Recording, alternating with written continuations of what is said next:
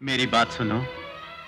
अगर तुमने किसी इंसान का कत्ल किया तो खुदावंद तुम्हें कभी माफ नहीं करेगा। मैं किसी इंसान का कत्ल करने नहीं जा रहा हूं फादर। मैं तो 3 दरिंदों का नामो निशान इस दुनिया से मिटाने जा रहा हूं।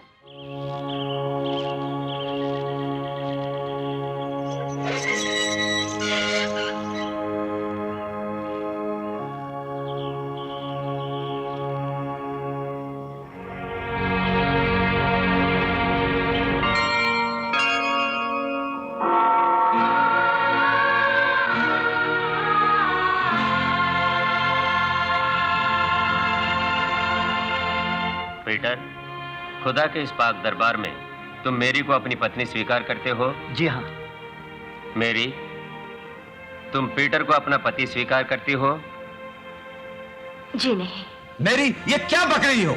तुम्हारा दिमाग खराब हो गया है क्या? ऐसे मौके पर प्लीज, तुम किसी और से शादी करना चाहती हो? हाँ फादर, मैं डेविड से शादी करना चाहती हूँ। मेरी, क्यों अपनी जिंदगी बर्बाद करना चाहती है? ये अनपढ़ गंवार तुम्हें क्या सुख दे सकता है? एक पैसा कमाने की तो लियाकत नहीं है इसमें। अगर तूने इससे शादी की तो मैं अपनी दौलत जायदाद में से तुम्हें एक फूटी कौड़ी भी नहीं दूंगा। ये लीजिए,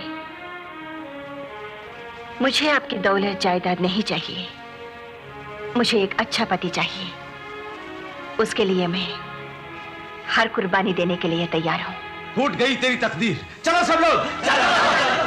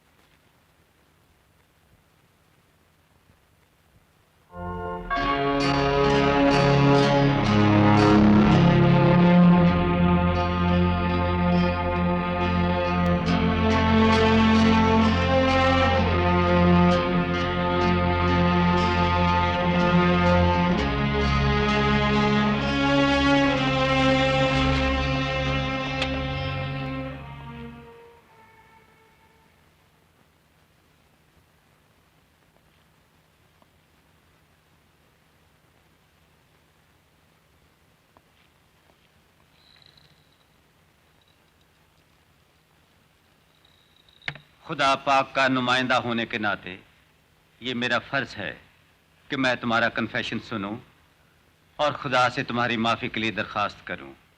बोलो बोलो, क्या गुनाह किया है तुमने? मैंने अभी तक कोई गुनाह नहीं किया फादर, लेकिन अब मैं 3 कत्ल करने जा रहा हूं।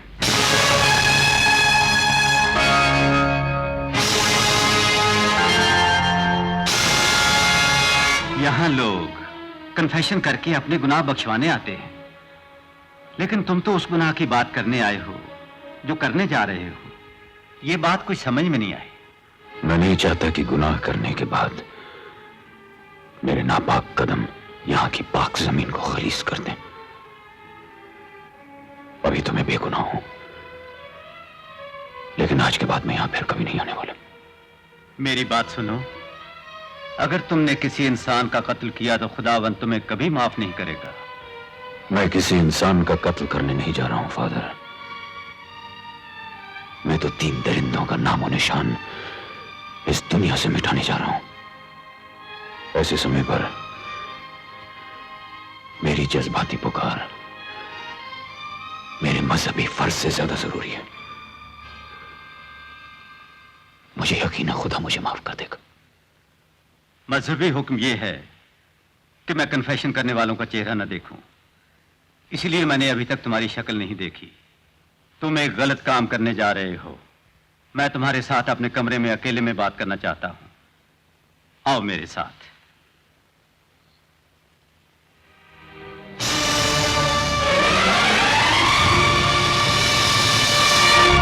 सैंडिलिया 24 साल पहले इधर रहता था। ऐसा करो, इस गली के मोड़ पर जो मकान है वो जिस पर एक राष्ट्रीय झंडा फहरा रहा है, उसमें एक आदमी 20 साल से रहता है। जिंदगी में उसने कोई तरक्की नहीं की, उससे पूछो।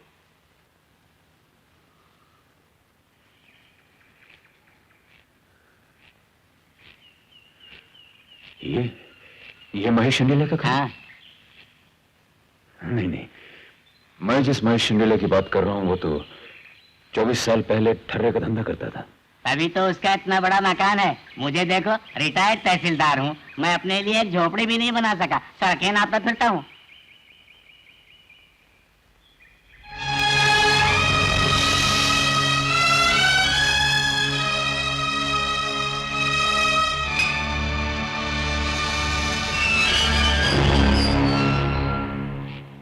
हेलो, यस, मैं शैंडलिया स्पीकिंग। क्या फायर स्टेशन? अरे बाबा, ये फायर स्टेशन नहीं है। अरे बहुत देर से ट्राई कर रहा, तो अपन को क्या लेने का है?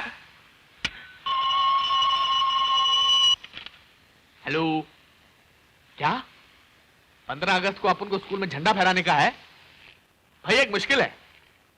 15 अगस्त को अपन को सिंगापुर जाना है, शॉपिंग करने। हेलो, अरे बाबा, तुमको बोला ना ये फायर स्टेशन नहीं है मेरे बाप। क्या आग अब तक लगी हुई है?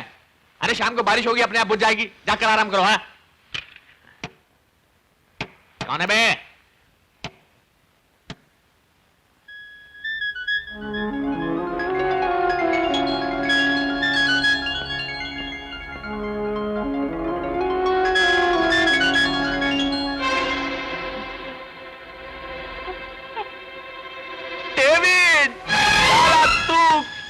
कब छूटा जेल से?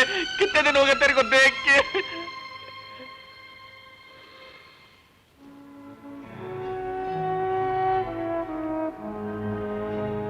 चौबीस साल में जेल में रहा, एक दिन भी मुझसे मिलने की फुर्सत नहीं मिली तुझे। आज जब मैं खुद तुझे ढूंढता हुआ तेरे घर आया हूं तो प्यार जता रहा है। अरे डेविड, वो काम बहुत ज्यादा हो गया। काम नहीं, माल बहुत ज्यादा हो गया। वो क्या डेविड, अपन के मुल्क में वो डेमोक्रेसी है ना, उसके लिए अपन जैसे सड़क छाप आदमी को हेरा फेरी करके ऊपर आने का चांस मिल गया। जेल में मैं किस हाल में था ये जानने की तो तूने कोशिश नहीं की, लेकिन तेरी खुशहाली देखकर मुझे बहुत खुशी हो रही है। मैं यहां बैठ जाऊं तो तेरा सोफा गंदा तो नहीं हो जाएगा? डेविड, कैसी बात बोलता है? बैठ बैठ। अरे तेरे ऊपर ऐसे हजारों सोफे कुर्बान, अपन के पास माल आ गया तो क्या हुआ? ये ठर्रा बेचने वाला, मेरा मतलब है ये बिल्डिंग कॉन्ट्रैक्टर महेश शांडिलिया अपने जिगरी यार के लिए जान तक दे सकता है। शुक्रिया। वो कहां है?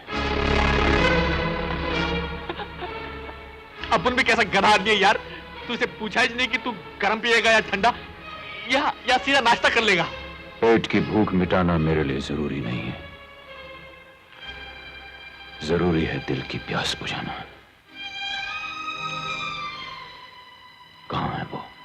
डेविड, मैं क्या बोलता था कि वो बाहर गया है और वापस आने में 3-4 क्लॉक भी लग सकते हैं। इतने में तू नहा धो के पाउडर ऑर्डर लगा के फ्रेश हो जा। तेरा में यही खराबी है, जब देखो अड़ीबाजी करता है। चल जा, नहा धो कर तैयार हो जा, चल। शाबाश। ये अपन का विलायती बाथरूम है, इधर का हर चीज अपन को छोड़ के बाहर के मुल्क से आएला, क्या समझे?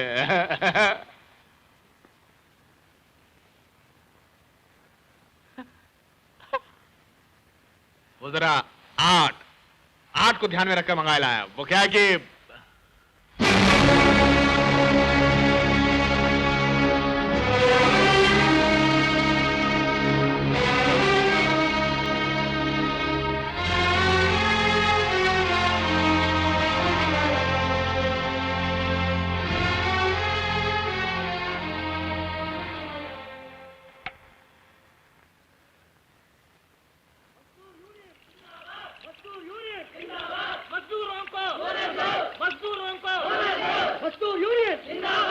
मजदूर यूनियन जिंदाबाद, मजदूरों को मजदूरों को मजदूर यूनियन जिंदाबाद, मजदूर यूनियन जिंदाबाद, मजदूरों को मजदूरों को। एक बार फिर सोच लीजिए और तब जवाब दीजिए फादर।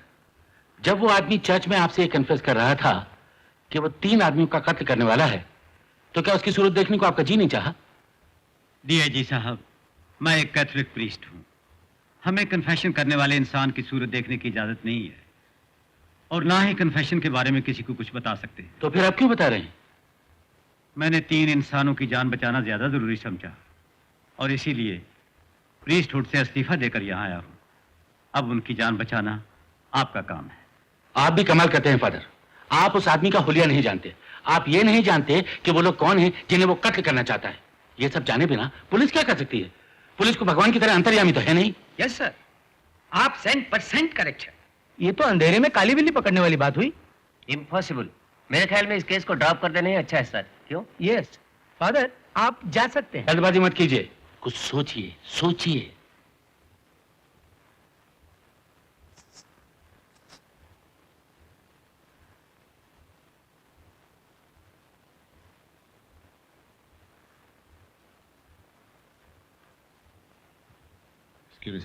Yes? सर, उस किलर के कन्फेशन से ये तो पता चली जाता है कि वो एक कट्टर क्रिश्चियन है।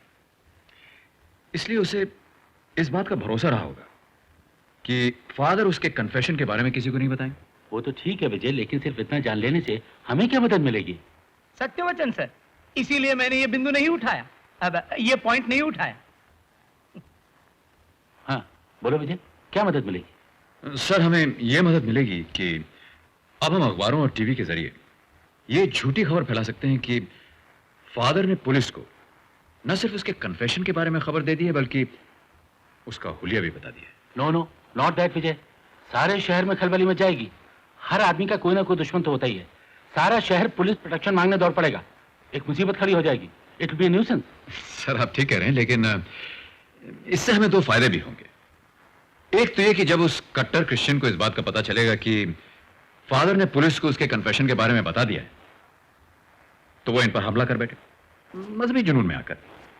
और अगर उसने ऐसा किया तो हम उसे आसानी से गिरफ्तार कर लेंगे। और अगर उसने ऐसा नहीं किया तो यह जानने के बाद कि पुलिस को उसके इरादे का पता चल गया है, वो अपने कत्ल के प्लान को कुछ दिनों के लिए टाल सकता है सर, और हमें थोड़ा सा समय और मिल जाएगा। फैंटास्टिक, कमाल का आइडिया निकाला तुमने। विनीता, कितने बार कहा है तुमसे कि डिपार्टमेंट के मामलों में मत बोला करो। जाओ अंदर जाओ। विजय, मेरे ख्याल से तुम्हारा सुझाव अच्छा है। यस सर, हमने भी यही सोचा था। हाँ मिस्टर विजय, मेरे ख्याल में आप कार्रवाई शुरू कर सकते हैं। चलें? चलिए।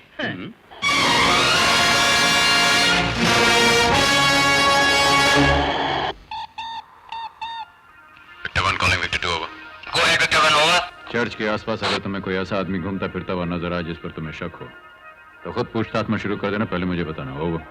Okay sir. Victor 1 calling Victor 3 over. Go ahead Victor 1 over.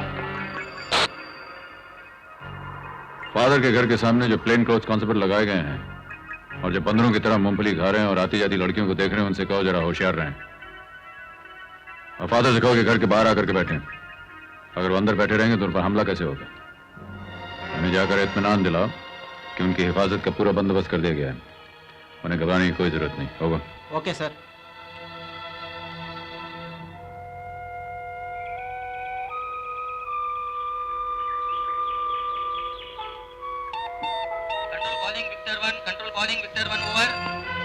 क्या Victor 1 speaking, go ahead. Chembur police station के इंस्पेक्टर ने आपको फौरन बुलाया सर। और किस लिए? पुलिस स्टेशन में एक कोई पादरी आए हुए हैं। वो कह रहे हैं कि जो 3 खून होने वाले हैं उसके बारे में वो सब कुछ जानते हैं। और इंस्पेक्टर को पादरी ने इसके बारे में कुछ बताया? जी नहीं, वो कह रहे हैं कि सारी बातें एसपी साहब को ही बताएंगे और वो जिद कर रहे हैं कि फौरन उन्हें एसपी साहब के पास ले जाया जाए। ओवर। ठीक है, उनसे कहो वहीं रुके, मैं अभी आ रहा हूँ।